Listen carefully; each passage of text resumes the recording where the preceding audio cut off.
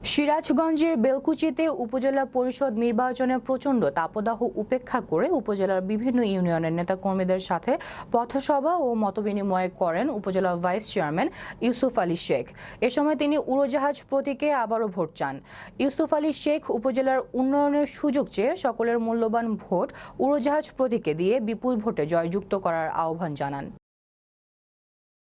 আর প্রতীকের কথা বলতে গিয়ে কোনো ব্যক্তি যদি বলে যে না ছেলে ভালো না, ছেলে আমাদের সাথে অসৎ আচরণ করছে, তার সাথে দেখা হয়েছে, কথা বলে নাই, কোনো সালাম কালাম দেয় নাই, সে একটা জায়গায় চা খাচ্ছে, আমাকে চা খাইতে বলে নাই, দরকার নাই। আমি বলবো না যে আপনারা আমার ভোট করেন, আমার ভোট চান, কারো কাছে আমার কথা বলেন, কারণ আমার ভোট করবার যায় কাউকে অসম্মান হইতে বলি না, আমি সকলকেই সম্মান করি।